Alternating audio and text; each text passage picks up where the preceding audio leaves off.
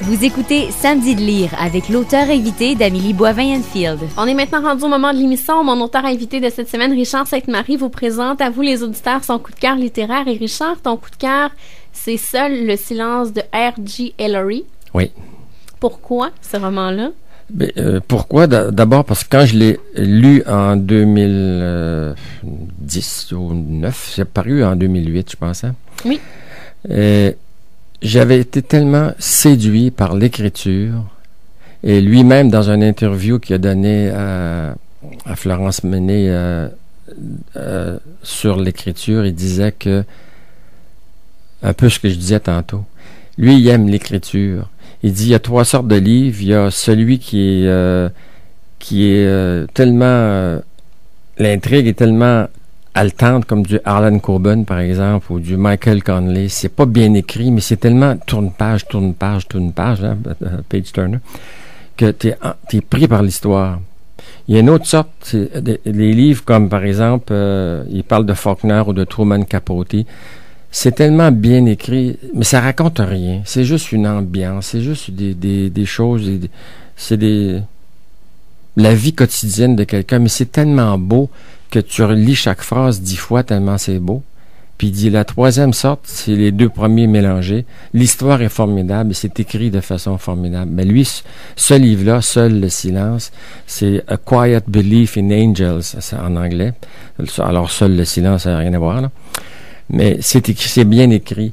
Et il y a le premier meurtre, je pense, qui est à la page 37, le second à la page 51, puis le 3e à la page 67.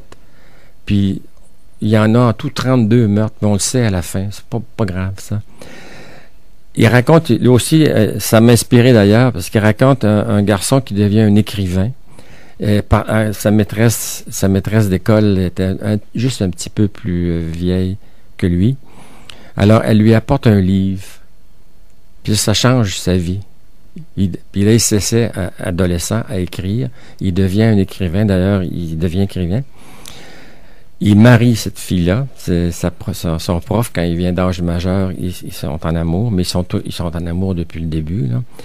Et parallèlement, il y a des crimes dans le village où il habite. Ça se passe dans les années 30, dans le temps de la guerre, 39-45, aux États-Unis. Alors, il y a des crimes, des petits-enfants, des gars, des filles de sa classe qui sont assassinés dans le village. Alors, lui et ses petits amis, ils font comme une espèce ils se regroupent la nuit. Ils ont 13 ans, là, tu sais, pour aller surveiller, pour pas que les méchants viennent pour le prendre, mais ça marche pas. Puis le shérif les chicane, puis occupez-vous de vos affaires, faites vos devoirs, puis laissez faire la police, tu sais. Mais ce qui m'a plu, c'est l'écriture. C'est comme Jean-François Beauchemin que je citais tantôt. Lui-même, il parle de l'écriture. Son livre est dédié à Truman Capote, justement, parce qu'il dit que Capote, il dit, ce qui est important dans un livre, c'est les mots.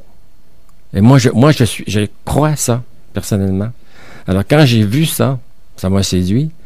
Je me suis dit, à un moment donné, est-ce que c'est vraiment une histoire policière? C'est pas un polar. Il n'y a pas vraiment d'enquête. Les policiers se rencontrent, puis ils mangent des sandwichs, c'est à peu près ça qu'ils font. Puis ils parlent. Puis ils parlent de religion. C'est à peu près tout. Il n'y a pas, à proprement parler d'enquête, on suit pas à pas le meurtrier. On a une description d'une victime, à un moment donné, très brève.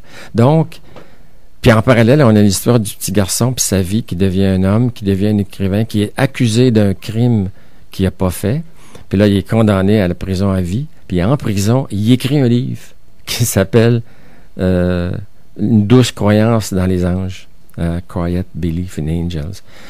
Alors, c'est l'histoire d'un livre dans un livre. C'est l'histoire de l'écriture. C'est l'histoire de devenir écrivain et aussi des crimes. Et les crimes sont résolus à la fin, par lui d'ailleurs, mais sur une longue période, là. Alors, tout ça mélangé, moi, je pense que certains éditeurs de romans policiers auraient reçu ce livre-là, puis ils auraient dit, on publie pas ça, c'est pas pas vraiment polar.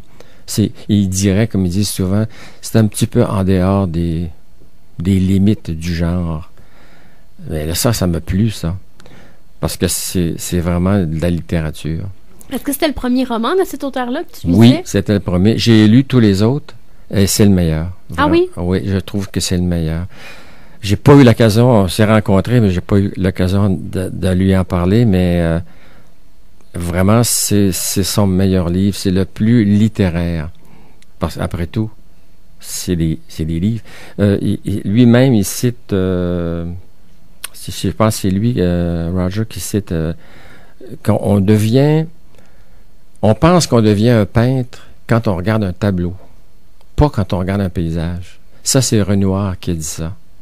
C'est vrai. Mm-hmm. Si on regarde un beau paysage, on n'a pas envie d'être peintre. On a envie d'être bien, d'être philosophe ou je sais pas quoi.